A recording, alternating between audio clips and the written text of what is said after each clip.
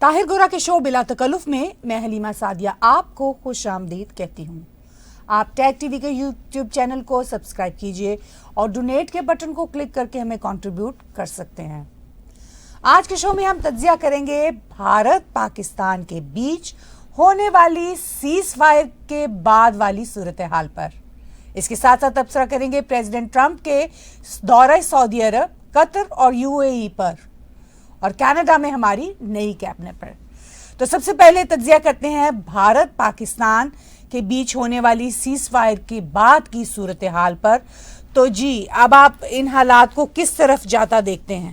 جی دیکھیے، حالات بہرحال ٹینس ہیں، کیونکہ سیز فائر دونوں دیشوں کی آرمیز کے بیچ میں ہوئی ہے اور دونوں دیشوں کی آرمیز نے ہی آپس میں بات کی ہے۔ دونوں دیشوں کی جو پولیٹیکل لیڈرشپ ہے ان کی آپس میں ابھی تک کوئی بات نہیں ہوئی، اور اس کا امکان بھی کم ہے، اس لیے کہ بھارت واضح طور پر سمجھتا ہے کہ پاکستان میں پولیٹیکل لیڈرشپ سے بات کرنے کا کوئی فائدہ نہیں۔ اور یہ بات حقیقت ہے کہ اگر for instance prime minister Narendra Modi Pakistan کے پرائم منسٹر شہباز شریف سے کوئی بات چیت کرتے ہیں تو کیا اس بات کا امکان ہے کہ دونوں لیڈر اپنے جو کیے ہوئے وعدے ہیں، جو کیے ہوئے ایگریمنٹس ہیں، ان پہ عمل کر سکیں گے؟ پرائم منسٹر نریندر مودی تو کر سکیں گے، ان کے لیے تو کوئی مسئلہ نہیں ہے، کیونکہ وہاں پہ فل فلیش ڈیموکریسی ہے۔ پاکستان میں پرائم منسٹر شہباز شریف ہوں یا ڈپٹی پرائم منسٹر اور فارن منسٹر اسحاق ڈار ہوں یا کوئی بھی پولیٹیکل لیڈرشپ ہو، ان کے پاس کوئی اختیارات نہیں ہیں۔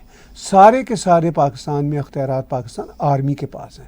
تو اس لیے پولیٹیکل لیڈرشپ دونوں دیشوں کی آپس میں بات چیت کر بھی نہیں سکتی اور کر بھی نہیں رہی، اور اس کا فائدہ بھی کوئی نہیں، اور پرائم منسٹر نریندر مودی اور ورلڈ لیڈرز اس ریالٹی کو سمجھتے ہیں۔ اسی لیے جب مارکو روبیو نے فائنل بات چیت کی تھی سیز فائر کی، جب یہ بات چیت چلنا شروع ہوئی اور پاکستان چاہ رہا تھا کہ سیز فائر ہو جائے، کیونکہ پاکستان کی ریٹیلیشن کے بعد بھارت کی اتنی جو جاندار اور بھرپور ریٹیلیشن تھی 10 مئی کو، کہ پاکستان کے لیے ناممکن ہو گیا تھا کہ بھارت کو روک سکے، کیونکہ پاکستان کہ ملٹری بیسز پہ بھارت کے اٹیک ہونا شروع ہو گئے تھے۔ تو اس کے بعد پھر آف کورس مارکو روبیو نے پاکستان کے چیف دا آرمی اسٹاف کے ساتھ بات کی تھی۔ تو سچویشن یہ ہے کہ اس وقت جو سیز فائر کی بعد والی صورتحال ہے اس میں بھی حالات بڑے ٹینس ہیں۔ جیسا میں نے کہا کہ دونوں دیشوں کی پولیٹیکل لیڈرشپ تو آپس میں بات کر نہیں سکتی، کیونکہ بھارت کو آئیڈیا ہے اس کا کوئی فائدہ نہیں ہے۔ پاکستان کی پولیٹیکل لیڈرشپ بالکل بے اثر ہے، اس کا کوئی اثر و رسوخ نہیں ہے۔ تو اس ساری صورتحال میں اب جو آرمی ٹو آرمی بات ہوتی ہے وہ ذرا ڈیفرنٹ ہوتی ہے، اس میں کوئی پولیٹیکل لچک نہیں ہوتی، اور پھر پاکستان کی طرف سے سیز فائر کے بعد بھی سیز فائر کی وائلیشنز ہوئیں، بھارت نے اس کا بھی نوٹس لیا، اور پھر پرائم منسٹر نریندر مودی نے 22 جو اپریل کا ٹیررسٹ اٹیک تھا اس کے جواب میں پھر انہوں نے 12-13 مئی کو، یعنی یہ جو پاکستان اور بھارت کے بیچ انڈکلیئرڈ سی وار ہوئی ہے، اس وار کے بعد اب 12-13 مئی کو پرائم منسٹر نریندر مودی نے پاکستان کو سٹرن قسم کی وارننگز دی ہیں اور کہا ہے کہ آپ سدھر جائیں ورنہ آپ کے لیے کانسیکوینسز بہت سخت ہوں گے۔ اب انہوں نے یہ وارننگ بھارت کی جنتا کے ساتھ باتیں کرتے ہوئے پاکستان کو دی، پوری دنیا کو میسج دیا۔ تو اب پاکستان کے لیے بہت مشکل ہے کہ وہ اس سیز فائر کے بعد کوئی خوفناک ٹیررزم کا ایکٹ کرے، کیونکہ بھارت نے صاف کہہ دیا ہے کہ اب جو ٹیررزم کا ایکٹ ہوگا پاکستان کی طرف سے اس کو ہم ایکٹ آف وار کے طور پر لیں گے۔ بھارت نے یہ میسج نہ صرف پاکستان کو دیا بلکہ پوری دنیا کو بتا دیا کہ ہم اب پاکستان کو کس طرح سے ٹریٹ کریں گے۔ پرائم منسٹر نریندر مودی نے کہا کہ نیو نارمز اب ہم نے سیٹ کر دی ہیں when it comes to dealing Pakistan. تو سیز فائر کے بعد صورتحال کافی ٹینس ہے، اور سیز فائر کی وائلیشن بھی ہو چکی ہے۔ بیسیکلی زیادہ تر اس کا آغاز پاکستان سے ہوا تھا، اور اگر پاکستان کی طرف سے کوئی ارسپانسیبل یا کوئی اسٹوپڈ ایکشن لیا جاتا ہے تو سچویشن بہت خراب ہو سکتی ہے، کیونکہ یہ سیز فائر بہت فریجائل قسم کا ہے۔ اور اس کے ساتھ ساتھ میں یہ بھی سمجھتا ہوں کہ بھارت اس وقت بہت سخت موڈ میں ہے in terms of dealing Pakistan, in terms of dealing its proxy terrorism. تو صورتحال کافی گمبھیر ہے. سیز فائر کے بعد ہم ایسا نہیں محسوس کرتے کہ وہاں پہ واقعی سیز فائر ہو چکا ہے. پاکستان میں فتح کا جشن منایا جا رہا ہے, تو کس بات پر, کس فتح پر جشن منایا جا رہا ہے, جبکہ بھارت کی طرف سے پاکستان کو شدید وارننگ دی جا رہی ہے؟ کیا اس بات کا خطرہ ہے کہ جنگ دوبارہ شروع ہو جائے؟ یہ اسی سے ریلیٹڈ سوال ہے جو آپ اس سے پہلے. دیکھیے بالکل اس بات کا خطرہ ہے کہ جو انڈکلیئرڈ وار تھی وہ پھر سے ایک بار شروع ہو سکتی ہے اور وہ انڈکلیئرڈ سے ڈکلیئر کی طرف جا سکتی ہے. لیکن یہ بات بھی طے ہے کہ اب دونوں دیشوں نے اپنی جو پریکٹیکل کیپیبلٹیز ہیں ان کو ٹیسٹ کر لیا ہے.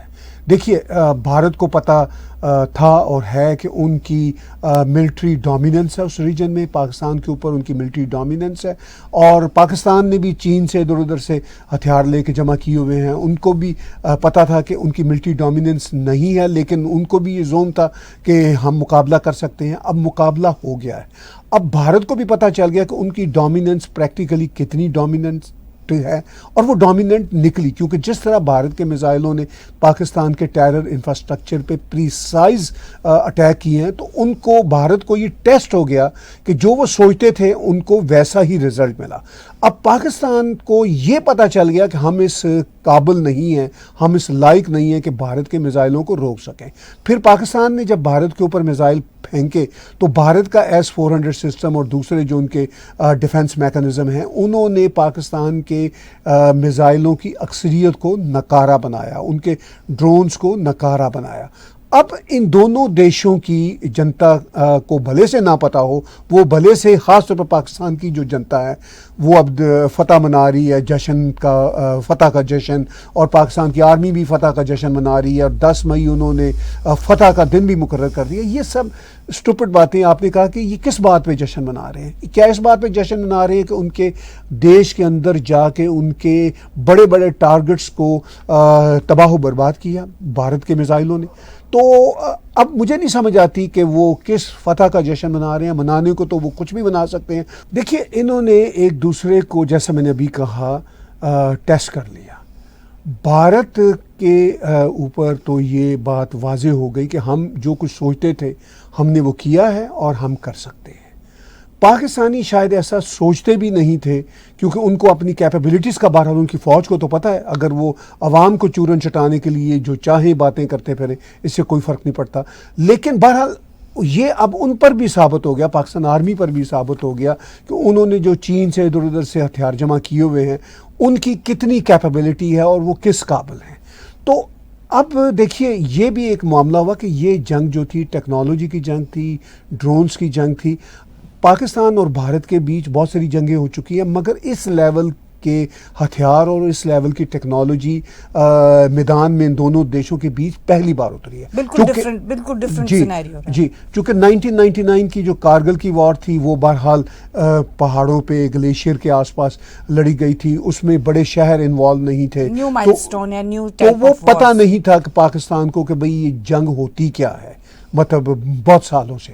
اب 1971 کے بعد انہیں پتہ چلا کہ بھئی یہ جنگ کتنی خطرناک ان کے لیے ہو سکتی ہے.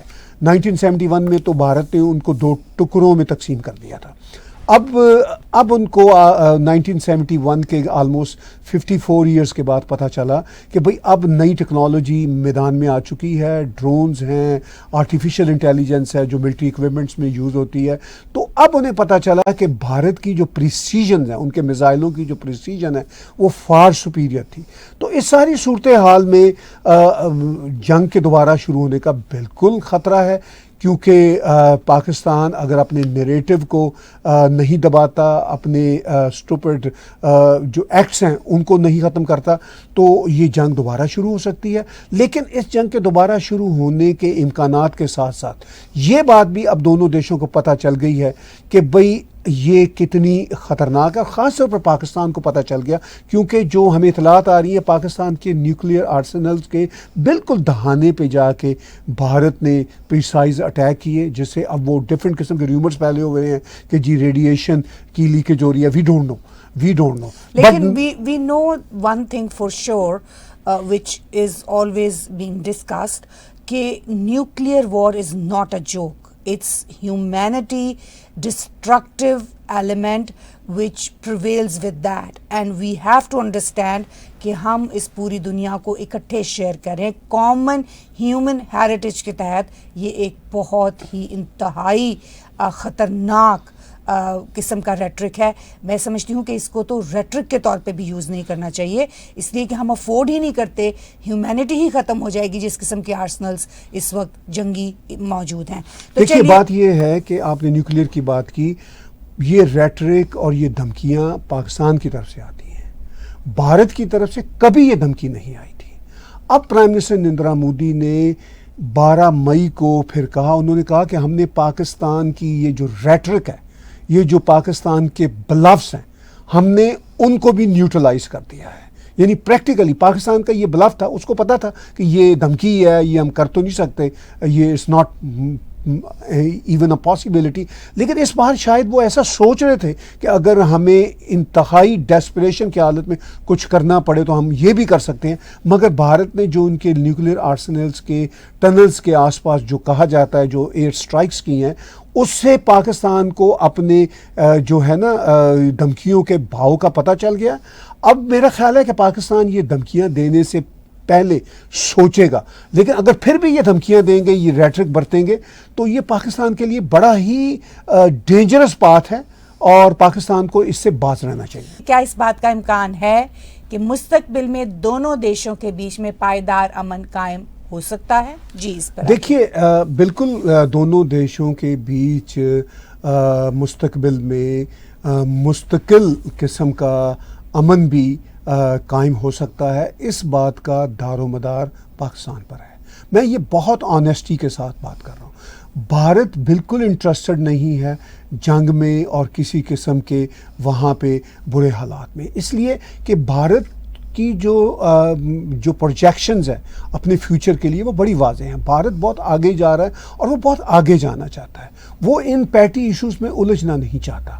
لیکن پاکستان چونکہ بھارت کو ان پیٹی ایشوز میں الجھا کے رکھنا چاہتا ہے، کیونکہ نہ تو وہ خود ترقی کر رہا ہے اور نہ پاکستان کا یہ خیال ہے کہ اس کو کوئی ترقی کے راستے پہ چلنا چاہیے، اپنے مائنڈ سیٹ کو چینج کرنا چاہیے. اس لیے پاکستان کی طرف سے آن اینڈ آف ٹیررزم بھی ہوتی ہے، آن اینڈ آف بلی بھی ہوتی ہے، on and of nuclear threats کا ریٹرک بھی رہتا ہے. تو بالکل اس بات کا امکان ہے اگر پاکستان اپنے رویے کو بدلے. پاکستان اپنے رویے کو کیسے بدل سکتا ہے؟ کیونکہ پاکستان کو بنیادی طور پر پاکستان آرمی چلاتی ہے. پاکستان آرمی کی ایگزسٹنس کا جو اپیرنٹلی ریزن ہے وہ بھارت دشمنی، بھارت نفرت اور ہندو نفرت کے ساتھ جڑا ہوا ہے. پاکستان آرمی کو اپنے یہ رویے بدلنے ہوں گے اگر وہ اپنا سروائیول چاہتے ہیں اور اپنے دیش کا سروائیول چاہتے ہیں. کیونکہ اس جو ابھی انڈکلیئرڈ جنگ ہوئی ہے 3-4 دن کی، اس کے بعد پاکستان آرمی کو اندازہ ہو جانا چاہیے، دنیا کو وہ جو مرضی بک بک کرتے رہیں اور جشن مناتے رہیں، ان کو انفیکٹ پتہ چل جانا چاہیے کہ ان کی اوقات کیا ہے. اور اس اوقات کو پیش نظر رکھتے ہوئے ان کو اب یہ سوچ لینا چاہیے کہ بھارت اب بہت سخت ارادوں کے ساتھ، بہت سخت پلاننگ کے ساتھ ان سے نپٹے گا اگر انہوں نے کسی قسم کی ٹیررزم ڈاؤن دا روڈ کی اور کسی قسم کا جو مہلک ریٹرک ہے وہ انہوں نے دیا. کیونکہ پرائم منسٹر نریندر مودی نے صاف لفظوں میں کہہ دیا کہ بھائی پاکستان کے ساتھ ہماری بات نہیں ہوگی، اگر ہوگی تو صرف 2 مسئلوں پہ ہوگی. ایک کہ کس طرح پاکستان ٹیررزم کو ختم کرتا ہے، کیا اس میں اپنی ولنگنس پریکٹیکلی ہمیں شو کرنے کو تیار ہے. دوسرا، ہم POK کو واپس لینے پہ بات چیت کریں گے، ہم ایون کشمیر کے مسئلہ پہ بھی بات چیت نہیں کریں گے.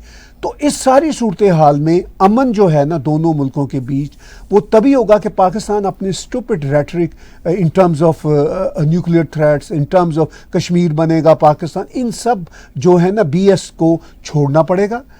پاکستان کو ان باتوں سے باہر نکلنا پڑے گا. اگر پاکستان ان باتوں سے باہر نکلتا ہے تو پھر بھارت کو پاکستان کے اندر کسی قسم کی کوئی ڈس ممبرمنٹ کی یا کسی قسم کی انسٹیبلٹی کی کوئی خواہش نہیں ہے. پاکستان کو وہ جیو اور جینے دو کے اصول پر وہ پاکستان میں کسی قسم کا کوئی انٹرفیئرنس کرنے کا خواہش مند نہیں ہے. شرط یہ ہے جو پرائم منسٹر نریندر مودی نے بات کی، میں انہی کے لفظ دہراتا ہوں کہ پاکستان کسی قسم کا ٹیرر ایکٹ نہ کرے، اور یہ جو کشمیر کا ریٹرک ہے اس کو بند کرے اگر پاکستان نے جینا ہے ٹھیک طریقے سے۔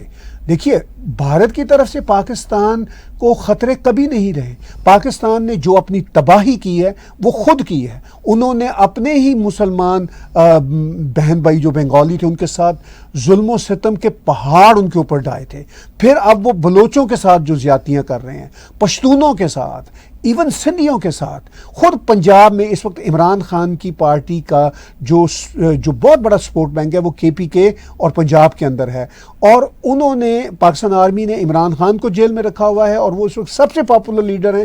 عمران خان کے ہزاروں کارکنوں کو جیل میں رکھا ہوا ہے، ظلم و ستم کا وہ شکار ہیں۔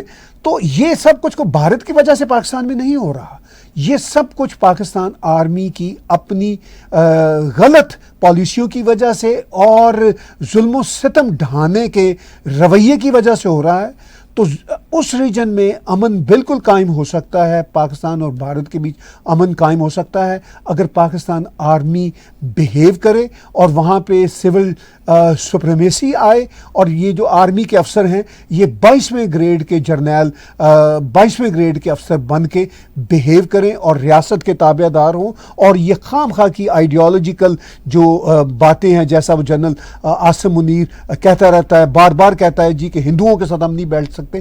کم آن یو ایڈیٹ مین، یہ اب معاملات کوئی 78-80 سال پرانے ہیں، تم آج بھی ان کو جگا رہے ہو، تو اس کا مطلب یہ ہے کہ تم پاکستان کی سرحدوں سے زیادہ جو پاکستان کے ایڈیالوجیکل جو BS ہیں، جو اب ایون مطلب ریلیونٹ نہیں رہے، ان کو ابھار رہے ہو۔ تو اس کا مطلب یہ ہے کہ پاکستان آرمی خود ہی اپنے لیے گڑھے کھود رہی ہے، پاکستان کے لیے بھی، پاکستان کی عوام کے لیے بھی۔ امن تبھی آ سکتا ہے، بالکل آ سکتا ہے، اس بات کا امکان زیرو نہیں ہے، اگر پاکستان آرمی بیہیو کرے، اور اگر میں بار بار کہہ چکا ہوں اپنے ولاگز میں بھی، اگر امریکنز ان کو کہیں کہ بھئی باز آ جاؤ، تم انسان بنو، جو سول سپریمیسی ہے وہ پاکستان میں چلنے دو، لیکن چونکہ امریکنز کے انٹرسٹ اب ان کے آرمی کے ساتھ ہوتے ہیں تو ہم کیا کر سکتے ہیں۔ آپ نے بہت اچھی بات کی کہ 75 سال کے اندر بہت ساری تبدیلیاں آئی ہیں، اور ان میں ان کے ساتھ ساتھ بہت سارے ورلڈ سینیریو میں گلوبلی بہت ساری چینجز ہیں، تو کنٹمپرری ریالٹیز کے ساتھ ایکسیپٹ کر کے ان کے ساتھ چلنے کی بہت اشد ضرورت ہے۔ آپ نے امریکہ کی بات کی، تو یہاں سوال یہ پیدا ہوتا ہے امریکہ کے کردار کے حوالے سے کہ پریزیڈنٹ ٹرمپ دونوں دیشوں کے بیچ میں ثالثی کرانے کی بات کر رہے ہیں، تو کیا یہ ثالثی ممکن ہے یا نہیں؟ اس سے یہ ثابت، آپ یہ اس بات پہ تبصرہ کیجئے کہ امریکہ کی اس ساری سچویشن میں اس میں کیا کردار ہے، اور وہ کیا کردار ادا کر سکتا ہے، اور وہ کیا کردار ادا کرنا چاہتا ہے۔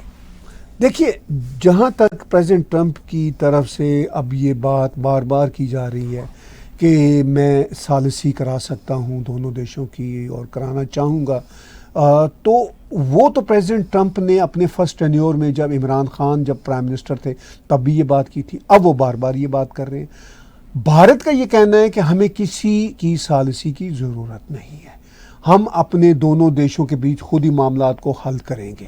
پاکستان کا یہ کہنا ہے کہ ہم اپنے دونوں دیشوں کے بیچ معاملات کو حل نہیں کر سکتے، ہمیں ثالث کی ضرورت ہے، کوئی میڈیٹر آ جائے۔ اب پاکستان تو یہ بات ہمیشہ سے کہتا ہے، اس لیے کہ پاکستان جو کہتا ہے اس پہ عمل نہیں کرتا، بیچ میں 1 یا 10 پارٹیاں پہ بٹھا دیں۔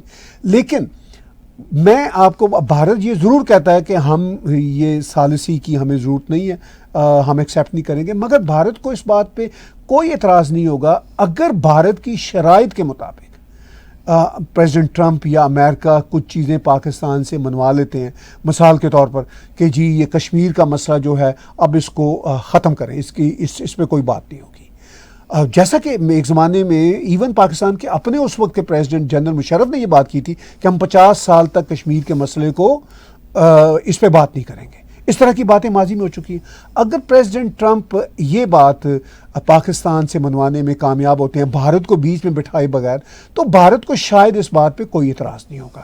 اسی طرح اگر پریزیڈنٹ ٹرمپ یہ بات منوانے میں کامیاب ہو جاتے ہیں پاکستان سے کہ جو ٹیررسٹ بھارت کو چاہیے اور خود امریکہ کو چاہیے، حافظ سعید امریکہ کو بھی چاہیے، صرف بھارت کو نہیں چاہیے، اگر پاکستان ان ٹیررسٹوں کو امریکہ کے حوالے کر دیتا ہے یا بھارت کے حوالے کر دیتا ہے، اگر یہ پریزیڈنٹ ٹرمپ اور امریکہ پاکستان سے یہ انڈرٹیکنگ لے لیتے ہیں, پریکٹیکلی اس پہ عمل ہو جاتا ہے, تو بھارت اس کو ایکسیپٹ کر لے گا کہ ٹھیک ہے جی یہ کام وہ ہے, اگر آپ ثالثی میں یہ کرواتے ہیں تو دیٹس اوکے. اگر اسی طرح پاکستان سے پریکٹیکل ایشورنس پریزیڈنٹ ٹرمپ لینے میں کامیاب ہوتے ہیں کہ اب پاکستان کی طرف سے کوئی ٹیرر ایکٹ نہیں ہوگا, تو یہ ثالثی کا اگر یہ نقطہ بھی آیا تو بھارت اس کو بھی ایکسیپٹ کر لے گا, جو میں سمجھ سکتا ہوں, جو میرا گیس ہے.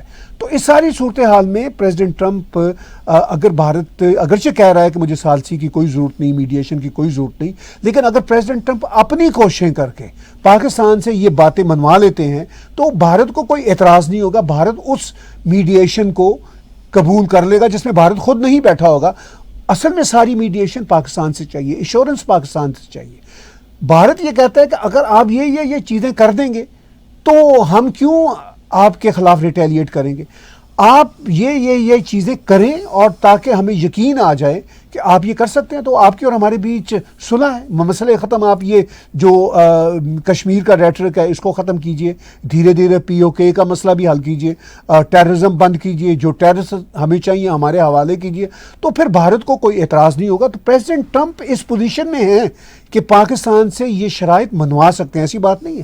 پریزیڈنٹ ٹرمپ بڑے پاورفل پریزیڈنٹ ہیں, اپنی ذات میں بھی وہ پاورفل ہیں, لیکن اب یہ بھی ایک بات ہے نا کہ پریزیڈنٹ ٹرمپ جو ہیں وہ اب ایک بات ان کے ذہن میں آ جائے, یا جسے ہم اپنے دیسی ایکسپریشن میں کہتے ہیں جہاں پہ ان کی کنڈی اڑ جائے, اب ان کی کنڈی اڑ گئی ہے. اب وہ آج بھی سعودی عرب میں تھے تو انہوں نے آج سعودی عرب میں تقریر میں کہا کہ میں بھارت اور پاکستان کے بیچ میں نے بہت بڑا کام کیا ہے, ان کی آپس میں میں نے سیز فائر کرائی اور میں آگے بھی جا کے پتہ نہیں کیا کروں گا, ان کو اتنا ٹریڈ دوں گا کہ یہ کہیں سے کہیں چلے جائیں گے. بھارت نے کہا کہ ہمارے ساتھ کوئی ایسی ٹریڈ کی بات نہیں ہوئی. اب پریزیڈنٹ ٹرمپ ایگزیجریشن کرنے کے ماسٹر ہیں, پاکستان ماسٹر آف ڈینائل ہے, president Trump master of exaggeration ہے. وہ تو یہاں تک انہوں نے کہہ دیا کہ یہ جو دونوں ملکوں کے بیچ مسئلہ کشمیر ہے 1500 سال پرانا ہے. اب مطلب اس سے بڑی ایگزیجریشن کیا ہوگی.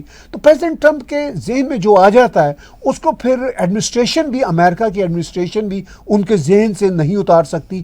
وہ بے شک امریکہ کی deep state, CIA, state department کی پالیسیاں بالکل ڈیفرنٹ ہو, مگر پریزیڈنٹ ٹرمپ بولنے سے باز نہیں آتے اور ان کو بولنے سے کوئی روک بھی نہیں سکتا. وہ پھر بولتے رہتے ہیں چاہے اس پہ عمل ہو یا نہ ہو. چلیے, پریزیڈنٹ ٹرمپ کے حوالے سے بات چیت چل رہی ہے تو پریزیڈنٹ ٹرمپ اس وقت مڈل ایسٹ کے وزٹ پر ہیں. سعودی عرب, قطر اور متحدہ امارات کے وزٹ کے آپٹکس کو آپ کیسے دیکھتے ہیں, اور اس وزٹ کے اندر کیا وہ اچیو کرنا چاہتے ہیں؟ دیکھیے, بات یہ ہے کہ پریزیڈنٹ ٹرمپ اس وقت مڈل ایسٹ کے وزٹ پہ ہیں. جب آپ اور میں یہ شو ریکارڈ کر رہے ہیں 13 مئی کی شام کو ایسٹرن اسٹینڈرڈ ٹائم کے مطابق, اور سعودی عرب کا انہوں نے بہت ہی بھرپور دورہ کیا. پھر میرا خیال ہے وہ عرب امارات جائیں گے, یعنی UAE, اور شاید اس سے پہلے وہ قطر جائیں گے, چونکہ سعودی عرب کے بالکل بغل میں قطر ہے اور دوسرے طرف UAE ہے. تو یہ تینوں بہت رچ دیش ہیں. تو پریزیڈنٹ ٹرمپ اس وقت سعودی عرب کے ساتھ جو ان کی آج ملاقات محمد بن سلمان صاحب کے ساتھ رہی, اس کے آپٹکس آپ سکرین پہ دیکھ ہی رہے ہیں کہ کتنے بڑے ہیں.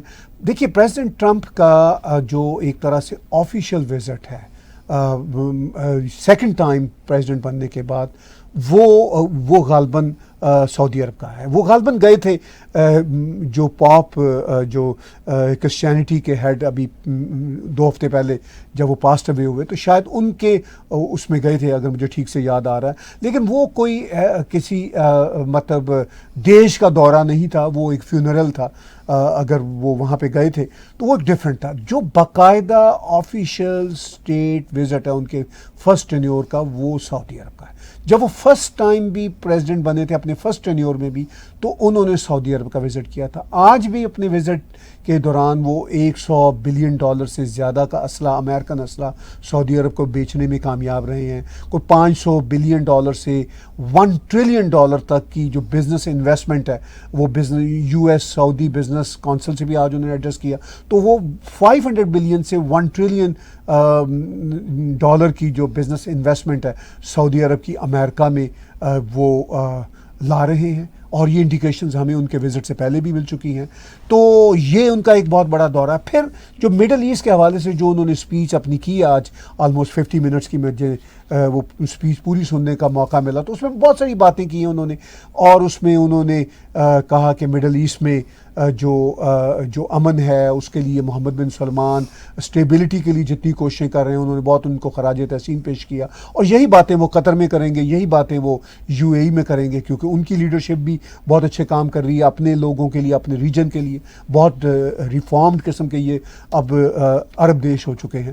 تو وہ ان سب کو خراج تحسین پیش کر رہے ہیں. پھر ایران کی انہوں نے بات کی. انہوں نے کہا کہ بات یہ ہے کہ ایران کے ساتھ ہم نے بات چیت شروع کر دی ہے. پریزیڈنٹ ٹرمپ نے کہا ہم چاہتے ہیں کہ ایران ہماری باتیں سنے, مانے, پراکسی ٹیررزم بند کرے. انہوں نے کہا یہ میں برداشت نہیں کر سکتا کہ ایران نیوکلیئر ہتھیار بنائے. تو یہ انہوں نے میسج ڈائریکٹ دیا ایران کو, اور یہ بات وہ اکثر کرتے رہتے ہیں. پھر انہوں نے اس ریجن کی اسٹیبلٹی کی بات کی. پھر انہوں نے یہ بھی کہا کہ یہ جو اب سیریا میں نئی سرکار آئی ان کے اوپر میں ساری سینکشنز ہٹا رہا ہوں. تو بہت ساری باتیں پریزیڈنٹ ٹرمپ نے باتیں برائے باتیں کی ہیں. ہو وہی کچھ رہا ہے جو امریکہ کی ڈیپ سٹیٹ کی پالیسی ہے. جیسے سیریا میں ابھی پریزیڈنٹ ٹرمپ کے آنے سے پہلے لاسٹ دسمبر میں سیریا میں جو کچھ چینجز آئیں, امریکن جس طرح ان چینجز کے پیچھے تھے انہوں نے ان کو کنٹینیو کیا, سینکشنز ختم کر دیں. تو یہ ساری باتیں میں یہ سمجھتا ہوں کہ ان کے آپٹکس جو ہیں وہ یہ ہیں یورپ کے لیے بھی, پوری دنیا کے لیے بھی, کہ بھئی یہ جو رچ عرب کنٹریز ہیں یہ میری پرائرٹی ہے, اور اسی لیے میں یہاں پہلے جاتا ہوں. اور ان کے پاس پیسہ ہے اور یہ رچ لوگ ہیں. اب قطر سے وہ جیسے $400 ملین کا طیارہ ان کو گفٹ میں ملنے کی بات چیت چل رہی ہے. حالانکہ $400 ملین امریکہ کے لیے کوئی بڑی رقم نہیں ہے, لیکن قطر نے سمارٹ ہو کے کہا کہ یہ جی چلیے ہم $400 ملین کا طیارہ آپ کو دیں گے, جس پہ اگر سے امریکہ میں بحث چل رہی ہے, سیکیورٹی ایشوز پہ چل رہے ہیں. لیکن یہ بات طے ہے کہ منی ٹاکس, آپٹکس یہ ہیں کہ منی ٹاکس, اور پریزیڈنٹ ٹرمپ یہ بتا رہے ہیں کہ جہاں وہ اسلامک ایکسٹریمزم کو دبانے کی بات کرتے ہیں اور بڑی ان کے خلاف جاتے ہیں مسلم دیشوں کے بارے میں, اپیرنٹلی ان کے بارے میں یہ تاثر ہے, وہاں وہ اگر مسلم دیشوں کے پاس پیسہ ہوگا تو وہ ان کے آگے گھٹنے ٹیکیں گے. اور میں نے آج کے آپٹکس میں یہ دیکھا کہ پریزیڈنٹ ٹرمپ جتنے ریسپیکٹفل تھے ٹوورڈ سعودی عربیہ, ٹوورڈ محمد بن سلمان, تو اس سے یہ پتہ چلتا ہے کہ منی ٹاکس, ریسورسز ٹاکس. اور میں کریڈٹ بھی دیتا ہوں محمد بن سلمان کو, UAE کی لیڈرشپ کو, اور ادر رچ کنٹریز کی لیڈرشپ کو, کہ وہ چینج ہو رہے ہیں, بہت ریفارمز کی طرف چل رہے ہیں. انٹرسٹنگ بات یہ ہے کہ پریزیڈنٹ ٹرمپ کے اپنے جو کلوز سرکلز میں لوگ قطر کے بہت خلاف رہے ہیں, لیکن قطر بہت ریفارمڈ ہوا, لیکن پیسہ بھی ہے.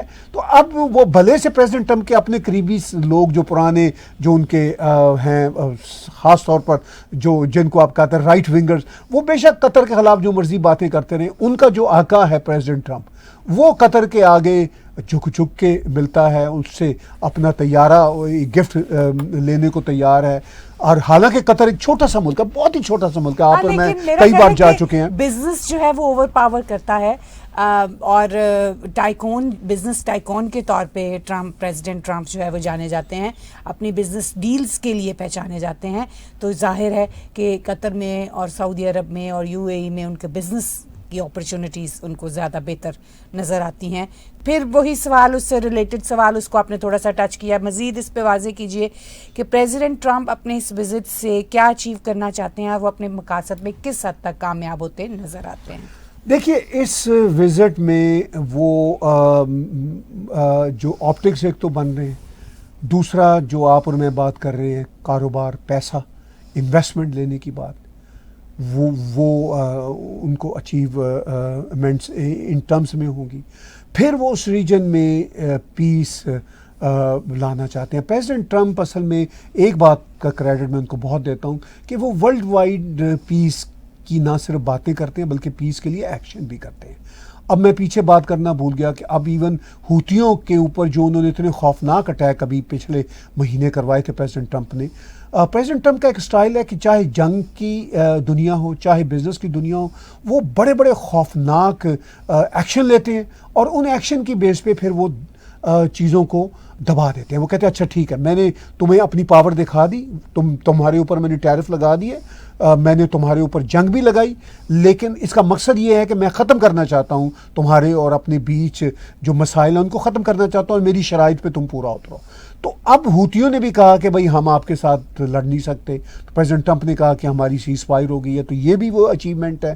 پھر ایران کے حوالے سے آلریڈی وہ سعودی عرب جانے سے پہلے ہی وہ 3-4 ہفتوں سے سعودی عرب کے ساتھ بیک ڈور ان کی بات چیت چل رہی ہے، اور ان کے لوگ مل رہے ہیں، صرف بیک ڈور نہیں اوپنلی مل رہے ہیں، اور وہ چیزوں کو سالو کرنا چاہتے ہیں. ایران کے بھی انٹرسٹ میں یہی ہے کہ سینکشنز کم ہوں، اور ایران بھی افورڈ نہیں کرتا آگے ٹیررزم کو بڑھانا. تو پریزیڈنٹ ٹرمپ جو ہے نا دباؤ ڈال کے، چاہے کاروباری دباؤ ہو چاہے جنگی دباؤ ہو، اپنے جو ہے نا مقاصد کو اچیو کرتے ہیں. تو یہی وہ مڈل ایسٹ میں جا کے اپنے مقاصد کو اچیو کر رہے ہیں. انہوں نے مڈل ایسٹ میں آج اپنی بات چیت میں یورپ کو ایک بار پھر لٹاڑا. انہوں نے کہا جی کہ یورپ ہمیں دھوکہ ووکہ دیتا ہے. کل بھی امریکہ چھوڑنے سے پہلے انہوں نے یہ بات کی تھی. انہوں نے کہا کہ سعودی عرب اور یہ دیش تو میرے ساتھ ہیں، یہ تو مکمل طور پر ہمیں کاروبار دیتے ہیں، جو ہمیں کاروبار نہیں دیتا وہ یورپ نہیں دیتا، ہماری اپنی دنیا نہیں دیتی. تو پریزیڈنٹ ٹرمپ نے ایک نئی نارمز ریئلسٹک گراؤنڈز پہ سیٹ کی ہیں. بہت ڈفرینٹ پریزیڈنٹ ہیں اور بہت مشکل پریزیڈنٹ ہیں. تو ان بنا پہ وہ اپنے مقاصد کو حاصل کر رہے ہیں. یہاں پہ میں ایک اور ضمنی بات بھی چھیڑنا چاہوں گا کہ آفٹر آل یہ جو عرب دیش ہیں، رچ دیش ہیں، یہ کیا ان کو کیا اچیومنٹ ہو رہی ہے پیسہ لگا کے اور پریزیڈنٹ ٹرمپ کی اوپن سپورٹ کرنے سے؟ ان کو یہ اچیومنٹ ہو رہی ہے. ان کو بھی مڈل ایسٹ کا پیس چاہیے، نمبر 1. نمبر 2، یہ ساری کے ساری مونارک گورنمنٹس ہیں، یعنی یہاں وہاں پہ کنگڈم شپس ہیں. ان کی جو سیکیورٹی ہے، ان کی کنگڈم شپ کی جو سیکیورٹی ہے وہ بھی امریکہ کرتا ہے. تو وہ بھی چاہتے ہیں کہ امریکہ کے ساتھ ان کے تعلقات اچھے رہیں. اور جو جہادی قوتیں ہیں، یہ جہادی قوتیں ایک زمانے میں ان جہادی قوتوں کو سعودی عرب آج سے 20 سال پہلے 25 سال پہلے سعودی عرب، قطر یہ سپورٹ کیا کرتی تھی. اب وہی جہادی قوتیں ان کی رجیمز کے لیے خطرہ بنی ہوئی ہیں. تو اب ان جہادی قوتوں کو نیوٹرلائز کیا جا رہا ہے. آپ دیکھ لیجئے جہادی قوتوں کو سیریا میں پاور دی گئی اور وہ نیوٹرلائز ہوئے. آج ان کے اوپر سینکشن ختم ہو گئی ہے. اب یہ حماس کو بھی انہوں نے کافی طور پر رگڑا دے دیا ہے. تو اب صورتحال Mohammed bin Salman and Arab leadership, میں ان کا بہت مداح ہوں. I am a big fan of MBS and اماراtíز اینڈ ایون قطری، آنیسٹلی، کہ ان لوگوں نے جو ہے اپنے ریجن کو ٹرانسفارم کیا ہے، اور یورپین ورلڈ کے لیے، امریکہ کے لیے، وہ جو Islamic part of the world ہے وہ دکھایا کہ یہ ماڈرن ہو سکتے ہیں اور ہم تم لوگوں سے بھی آگے جا سکتے ہیں. تو انہوں نے جو پیسہ تیل سے کمایا ہے اس کو صحیح استعمال کیا ہے اور عقل سے استعمال کیا عربوں نے. جبکہ وہ وینزویلا جیسے جو اس طرح کے روگ کنٹریز ہیں، انہوں نے بھی تیل سے پیسہ کمایا. وہ افریقہ کے نائجیریا اور اس طرح انہوں نے بیڑا غرق کیا اپنی عوام کا بھی اور اپنے نظام کا بھی. لیکن I really appreciate Arab leadership کہ انہوں نے اپنے آپ کو نہ صرف ڈیولپ کیا بلکہ دنیا میں امن لانے کے لیے وہ بہت کردار ادا کر رہے ہیں.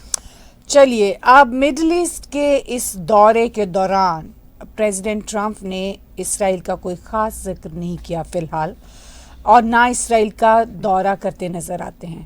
تو اب آپ اس کی کیا وجوہات سمجھتے ہیں اور اس کو آپ کیسے لیں گے؟ جی، بڑا امپورٹنٹ یہ کویشچن ہے. مجھے 2-3 وجوہات لگتی ہیں کہ جو وہ اسرائیل کا دورہ نہیں کریں گے. اگرچہ نتن یاہو کے جو کلوز سرکلز ہیں ان کا یہ کہنا ہے کہ پریزیڈنٹ ٹرمپ کا ایک سرپرائز وزٹ ہو سکتا ہے. انہوں نے اپنے مڈل ایسٹ کے اس وزٹ میں اسرائیل کا اسکیجول نہیں کیا وزٹ، لیکن وہ ابھی بھی پر امید ہیں یا آپٹکس کی حد تک کہہ رہے ہیں کہ جی کوئی پتہ نہیں پریزیڈنٹ ٹرمپ ایک دم سے قطر اور دبئی کا یا UAE کا دورہ کرنے کے بعد ایک دم سے ہمارے پاس آ جائیں. ہو سکتا ہے ایسا کوئی 1% چانس ہو، لیکن مجھے نظر نہیں آتا. میں اسرائیل کا میڈیا بھی کل سن رہا تھا، وہاں پہ بھی یہ بات چل رہی تھی کہ بھئی president Trump apparently Nitin Yahoo کی پالیسیوں سے خوش نہیں ہیں. حالانکہ نتن یاہو ان کے بڑے لاڈلے رہے ہیں. نتن یاہو پہلے ورلڈ لیڈر تھے جنہوں نے پریزیڈنٹ ٹرمپ کے آفس میں آنے کے بعد دورہ کیا تھا امریکہ کا، وائٹ ہاؤس گئے تھے اور بڑے اچھے تعلقات ان کے اپیرنٹلی دکھے. لیکن اس کے بعد کہا جاتا ہے، جو اسرائیلی میڈیا بھی بتاتا ہے، انٹرنیشنل میڈیا بھی بتاتا ہے، کہ کچھ ایسی باتیں نتن یاہو کی ہیں جو ان کو پسند نہیں ہے. کیونکہ دیکھنے والی بات یہ ہے کہ پریزیڈنٹ ٹرمپ ہو یا امریکہ ہو، یورپ ہو، کینیڈا ہو، ہم سب کو اسرائیل سے بہت پیار ہے، ہماری اٹیچمنٹ اسرائیل کے ساتھ ہے، لیکن کوئی ضروری نہیں کہ نتن یاہو کے ساتھ پیار ہو، کیونکہ نتن یاہو کے خلاف اسرائیل میں ایک بہت بڑی اپوزیشن ہے، اور وہ جو اپوزیشن ہے وہ پریزیڈنٹ ٹرمپ کے اتنا ہی قریب ہے جتنا نتن یاہو قریب ہے۔ تو اب یہ جو ہاسٹیج کا مسئلہ ہے، پریزیڈنٹ ٹرمپ عربوں کو بھی خوش رکھنا چاہتے ہیں، کوئی بڑی ڈیل ان کی خواہش تھی کہ سعودی عرب کی اور اسرائیل کی کوئی بڑی ڈیل کروا سکتے، ان کی آپس میں بہت اچھی صلح کروا سکتے، وہ بھی نتن یاہو کے جو رویے کی وجہ سے پریزیڈنٹ ٹرمپ کے لیے ممکن نہیں۔ اسی لیے شاید عرب بھی کہہ رہے ہیں کہ آپ اپنے وزٹ کے دوران جو آپ ہمارے دیشوں کا وزٹ کر رہے ہیں، ذرا پلیز اسرائیل کا ذکر نہ ہی کیجیے گا، بہت ہی منیمل کیجیے گا، اور وزٹ بھی نہ ہی کیجیے گا، کیونکہ ہم نہیں چاہتے کہ ہمارے وزٹ کے ساتھ اسرائیل کے وزٹ کو جوڑا جائے، کیونکہ وہ اپنے آپٹکس خراب نہیں کرنا چاہتے۔ تو شاید یہی وجہ ہے کہ پریزیڈنٹ ٹرمپ نے اسرائیل کا کوئی خاص ذکر نہیں کیا۔ نتن یاہو اس کی بنیادی وجہ ہے، ان کا اپنا ایک امریکن ہاسٹیج جو تھا وہ انہوں نے حماس کے ساتھ ڈائریکٹ بات کر کے اس کو اپنے جانے سے ایک روز پہلے آزاد کروایا۔ وہ اسرائیل کے ذریعے بات چیت نہیں ہوئی، اس میٹنگ میں اسرائیل بیچ میں نہیں بیٹھا، ڈائریکٹ حماس۔ اب حماس کو ظاہر ہے ہینڈل کر رہے ہیں قطری اور ایجپشن، تو وہ ایجپشن اور قطری آن بورڈ ہیں۔ بائی دا وے میں نے کوئی خبر ایسی بھی پڑھی ہے کہ مسلم بردرہڈ، یعنی ایجپٹ کی گورنمنٹ چاہتی ہے کہ مسلم بردرہڈ پورے امریکہ میں ورلڈ وائڈ بین ہو جائے، because Egyptian government hates Muslim brotherhood. تو وہ پریزیڈنٹ ٹرمپ سے مسلم بردرہڈ کے خلاف کوئی سخت ایکشن چاہتے ہیں، تو یہ بھی ساتھ ساتھ چل رہا ہے۔ تو اس کا مطلب یہ ہے کہ بیک وقت یہ جو عرب دنیا ہے وہ اسرائیل کے ساتھ اس وقت اپنے سمبند بھی نہیں بنانا چاہتے، وہ چاہتے ہیں کہ حالات نارمل ہوں، غزہ کے معاملات کچھ سیٹل ہوں۔ اور آپ نے دیکھا ہوگا کہ پریزیڈنٹ ٹرمپ نے شروع میں غزہ کو ایک ریزورٹ بنانے کی بات کی تھی، اب وہ یہ باتیں بھی نہیں کر رہے۔ کیوں نہیں کر رہے؟ اس لیے کہ عرب دنیا کی وہ باتیں سنتے ہیں، محمد بن سلمان کی باتیں سنتے ہیں، یو اے ای والوں کی باتیں سنتے ہیں، قطریوں کی باتیں سنتے ہیں، عرب لیڈرشپ، عرب بزنس مین کی وہ باتیں سنتے ہیں۔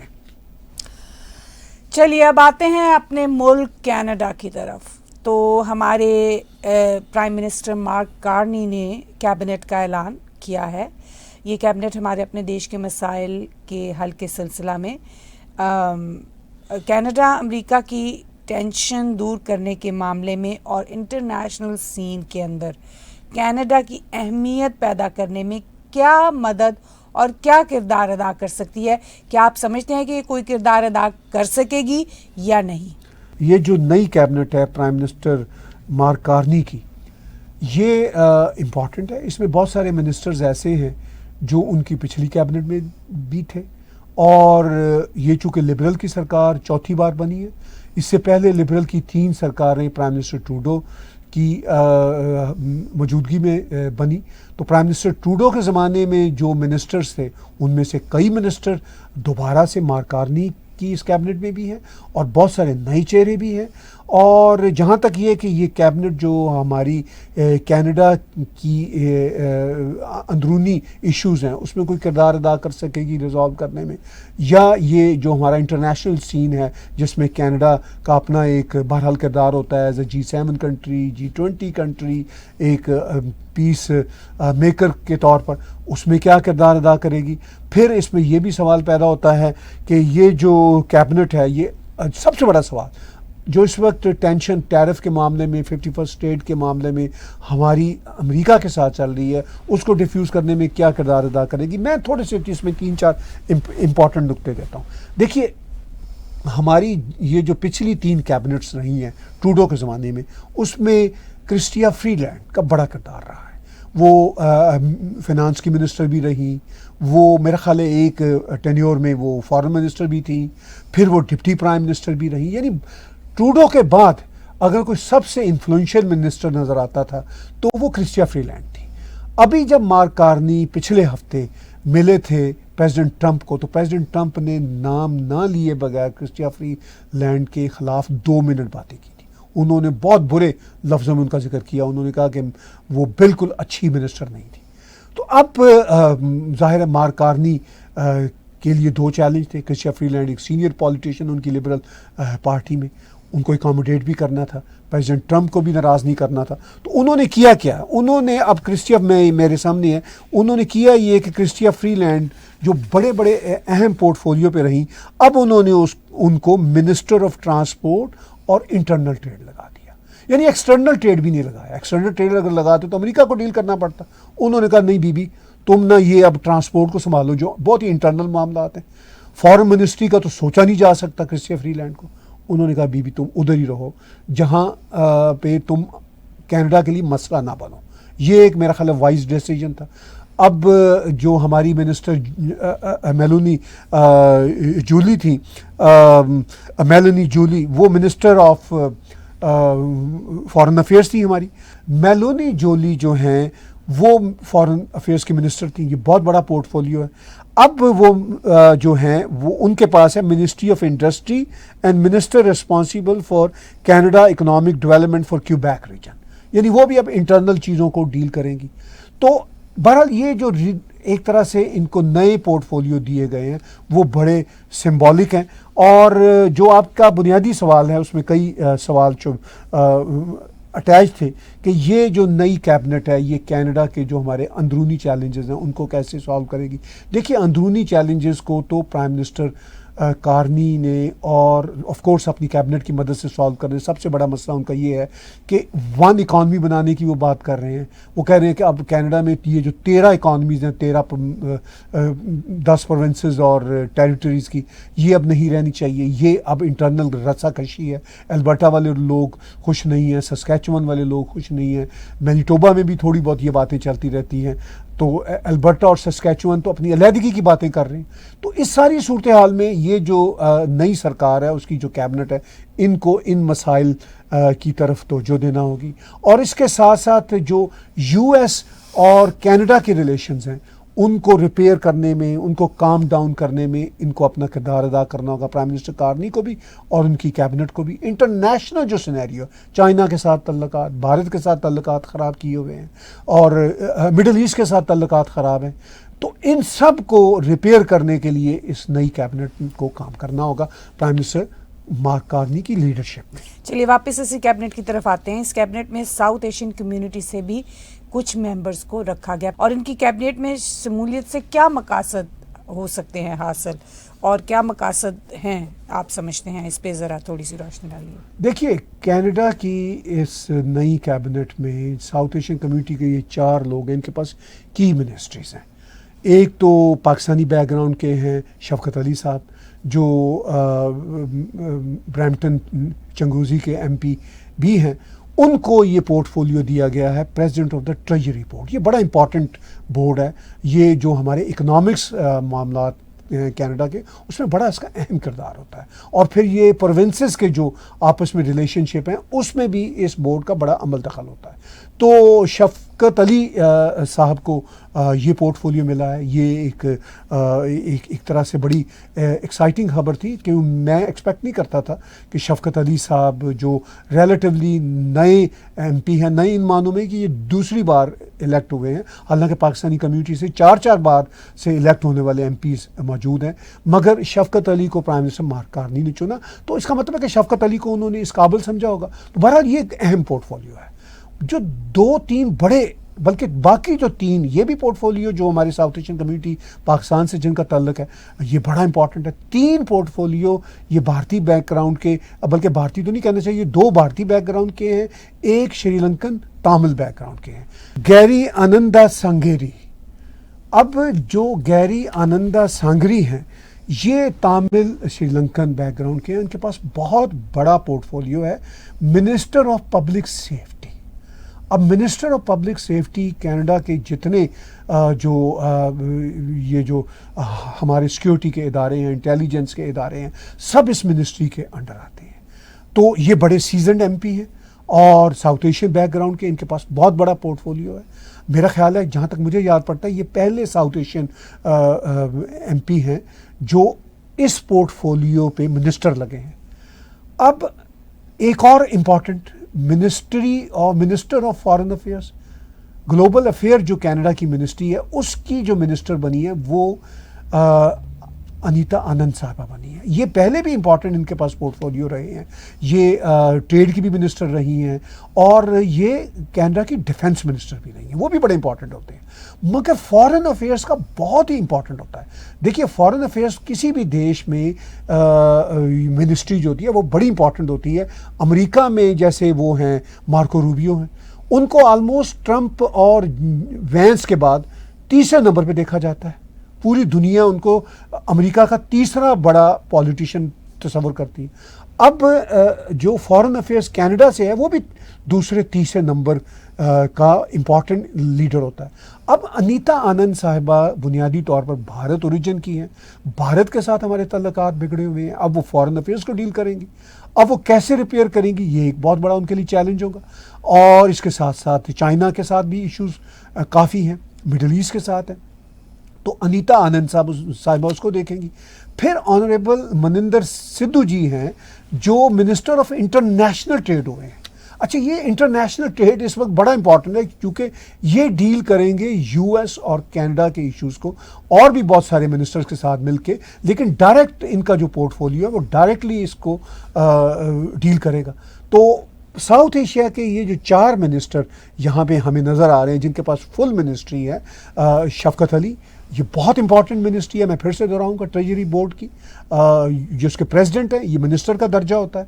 फिर पब्लिक सेफ्टी के ऑनरेबल मिनिस्टर गैरी, फिर अनीता आनंद फॉरेन अफेयर्स की, और इंटरनेशनल ट्रेड के मनिंदर सिद्धू जी। फिर 2 स्टेट यानी जो जिनको हम आधी मिनिस्ट्रियाँ कहते हैं, 2 स्टेट मिनिस्टर्स भी यहाँ पे हैं।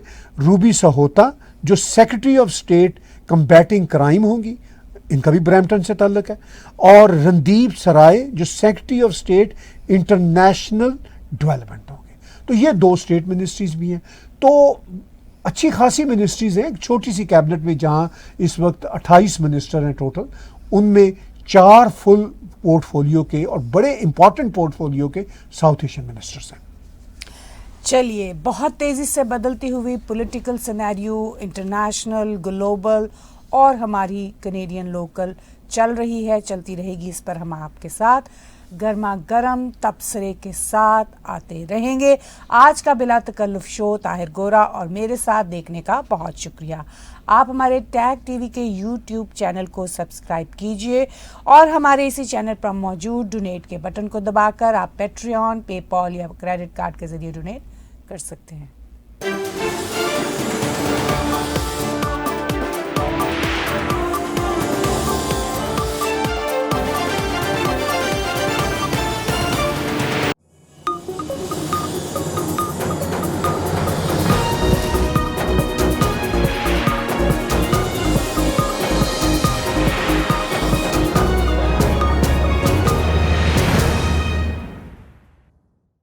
Subscribe Tag TV YouTube channel and press the notification button.